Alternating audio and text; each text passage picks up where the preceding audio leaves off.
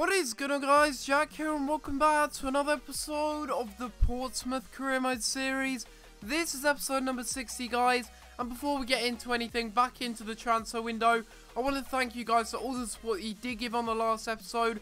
We smashed well over 50 likes, and I can't thank you guys enough for all the comments and likes that you left on that video. But we are going back into the transfer window, guys. We have one more friendly to play, and then we will be playing in our first match in the Barclays Premier League against Crystal Palace, and we may also have time to play a match against QPR as well. We'll wait and see how far we get in the transfer window, and let's go and make some transfers happen. So a common suggestion that I did see on the last episode, guys, was a lot of people actually suggested that I should go in for Yannick Bolasie of Crystal Palace, the Congo winger here.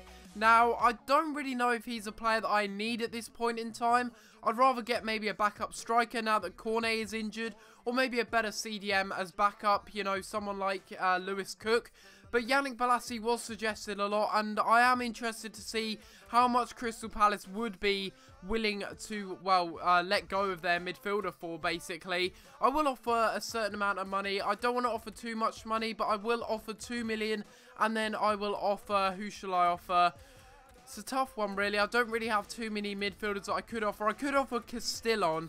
I will offer him as part of the deal. I'll offer 1 million plus Castillon, and we'll wait and see what they say about that, because Yannick Bolasie, he scored so many goals and got so many assists last season, and he was the main reason that Crystal Palace actually got promoted to the Premier League. I've already put in a bid for Michael Keane of Manchester United, and I'm also going to put in a bid for another English centre-back here, Josh Meekings. He is 24 years old, plays for Inverness Catalonian Thistle, and I think that, well, he's actually on quite cheap wages by the looks of things there. So I will go ahead and offer Trent Sainsbury in a straight swap deal, and again, we'll have to wait and see what these clubs say about these deals. We will advance on here with only a few days to go till August and our third and final friendly. We've had a contract offer accepted, or more importantly, we want to have a look at this. So Chelsea have said for George Taylor, a deal that actually went through almost in the last episode, our young free agent that we picked up last season, they are willing to pay £12.5 million. Wow, that is a lot of money. That is a serious amount of money. Imagine what we could do restructuring the whole team. We could bring in Zivkovic. We could bring in anyone we want. But I'm going to ask for more money because I'm like that. I'm very, very stingy. I'm always looking for more money. And I know that Chelsea would probably more likely cough up to 2 million more. So I'm going to go ahead and counter offer 14.5 million. And we'll wait and see what Chelsea say about that. But more importantly here, John Souttar has accepted his contract. So we will take a look. So 1.8 million plus Yoon Young-sun. I believe that that is a good deal, and it really does, well, it brings in a lot of money on the wage budget, put it that way. We get a lot more money on the wage budget, and I believe that this guy will be a good signing. Although it's sad to see Yoon Young-sun go the other way, I guarantee John Souttar will be a real good success here. 72 overall at the age of 20, and let's go and take a little look at his stats. So taking a little look at John Souttar here, we already know that he's 72 overall, and we'll have a little look at his stats now. And wow, he actually looks like a pretty decent player, I have to admit.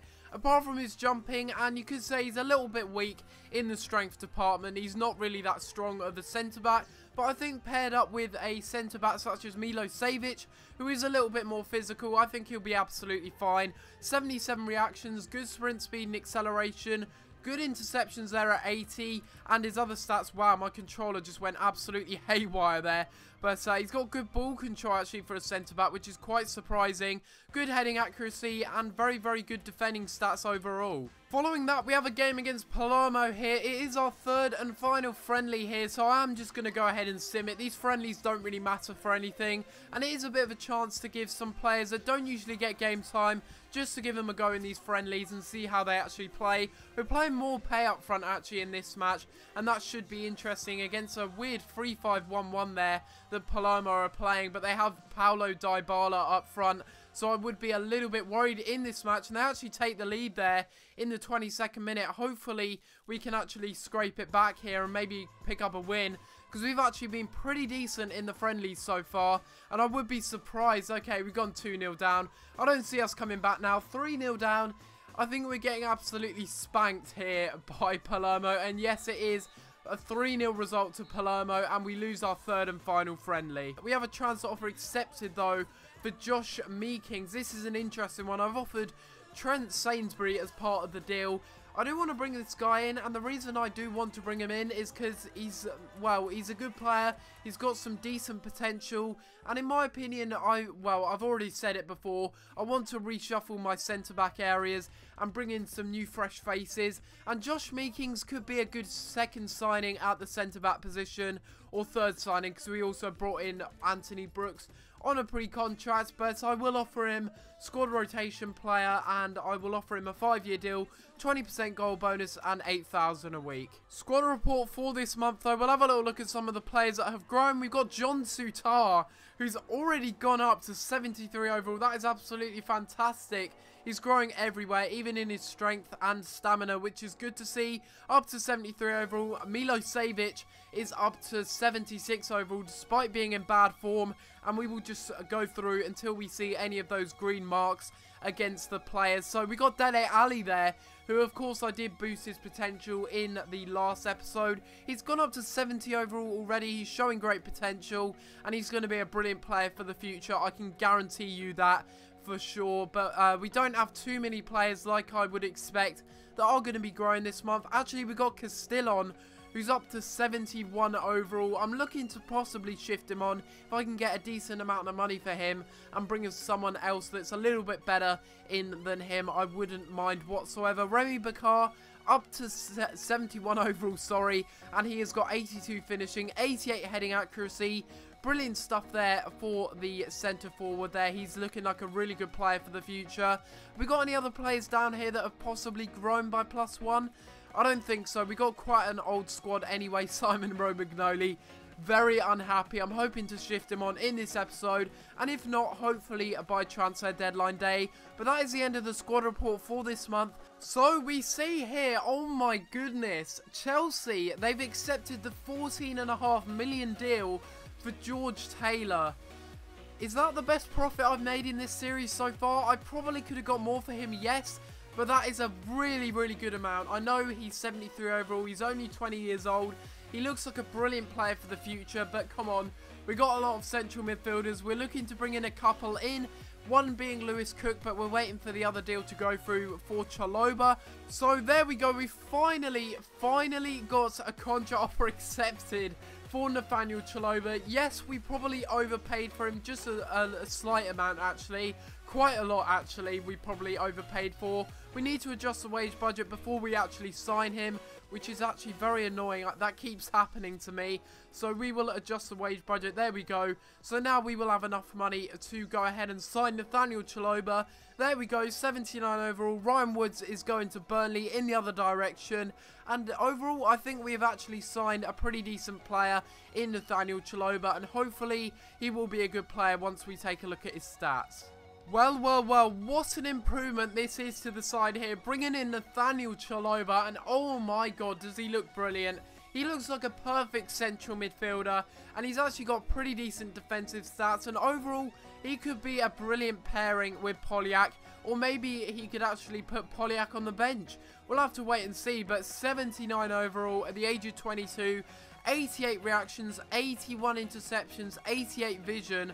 Brilliant mental stats there for him. 81 ball control, 81 short passing, and overall I think he will be a perfect central defensive midfielder for us. 6'1", and he's going to be a brilliant player for us. 7 million from Burnley, could have got him on a pre-contract, but to be honest, I just wanted to bring him in, and that is exactly why, because he looks like an absolute beast. A former Road to Glory beast. I've actually decided to take a little look at him, and it's Jamal Lascelles of Newcastle United here. He is a player that I've been looking at for a very long time to replace one of our centre-backs, or just as a backup centre-back, to be honest with you.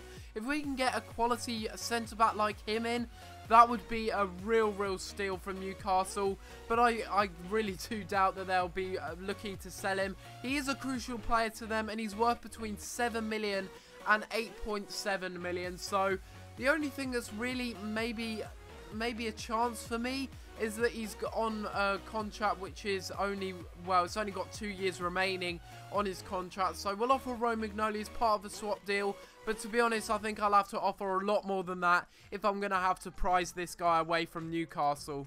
Well, I don't think I can quite believe this, but there you go. George Taylor has been sold to Chelsea for $14.5 million. Does that give us a lot of money to spend? Yes, it does. It revitalises our budget, and that means that we can now afford to bring in another centre-back, or possibly bringing in Rikario Zivkovic from Hamburg. We'll put in another offer for him in a little while's time, but we also see that, well, of course, the contract offer is accepted for Lewis Cook. Do I go ahead and accept him now? You know what, I think I'm going to have to go ahead and accept him. He looks like a brilliant player and will be a really good backup CDM. He can also play as a centre-back as well, I do believe. So I will go ahead and sign him now. Tyus Browning is going the other way, but in my opinion, we're getting a much better player in return. So we have a transfer offer here for Saido Berahino, but oh my god, we've had a transfer offer accepted for Jamal Lascelles. Blimey, I didn't think they would take Simon Romagnoli, but looks like they're looking to take a risk, bring him on board, the Italian, and it looks like we're actually going to be able to sign him here. My god, he's on astronomical wages. Gonna have to adjust my wage budget once again, but look at that for a swap deal. Probably one of the best I've done this series. And we also have a transfer offer for Berahino again. Just going to reject that one, and I probably will end up very soon rejecting all offers, because I'm not going to be selling him. It's as simple as that. Unless I get astronomical figures of money, then I may consider it, but even then it's probably very unlikely. I need to adjust this a lot, so there we go. I will adjust that, and we will go back into the office. A lot of you guys probably wouldn't be happy me signing this guy again, because I signed him last year in the Bristol Rovers career mode. But oh my god, he is such a good centre-back. I hope he still is this year. I will give him, you know what, I'm going to bump that down to 50,000, because I think he will accept that, and I will give him a contract with 5 years and 20% clean sheet bonus. So now we finally see that Dan Burn and also Josh Meekings have both accepted their contracts here. Will be a tough decision to make, actually. Which one do I go for? One is a year older and one is also on a little bit more money. If I go for Josh Meekings, he'll be cheaper, he'll be on a lower wage, and to be honest, I don't really need a decent centre-back as it is anyway, and by that I mean a first-team quality centre-back. I just need someone that's a backup player that's going to play in cup matches. So I think for now, I'm actually going to go ahead and decline Dan Burn just for the time being, and I will go ahead and offer a contract there to Josh Meekings, and we will accept him and take a little look at his stats. Right, so we'll have a little look at Josh Meekings now. Of course, we swapped him for Trent Sainsbury. We didn't pay a single penny for him. And let's take a little look at his stats right now. So, oh my god. Jesus, I've picked up a little bit of a gem here, haven't I? He looks a bit like Yoon Young-sun in his physical stats. Very physical. 94 strength, 94 jumping, 84 stamina, 83 sprint speed there, 75 interceptions, 59 aggression, and 75 standing tackle. What a god he looks like. Medium high work rates. In my opinion, he is the perfect centre-back. He's got the strength speciality there. He is the perfect centre-back to replace Sainsbury there in that position. And overall, I think he's been a good signing, considering we didn't even have to pay a single penny and we swapped a player that we already had in the club. So here we go, guys, into the first Premier League game of the whole series. Here we go into a game, and funnily enough, it's against our arch rivals from last season, Crystal Palace. They took the championship title off of us by going on a ridiculous win streak, and hopefully we can overcome that in this match and hopefully go on to beat them. Welcome to EA Sports live coverage of the Premier League. It's Portsmouth against Crystal Palace.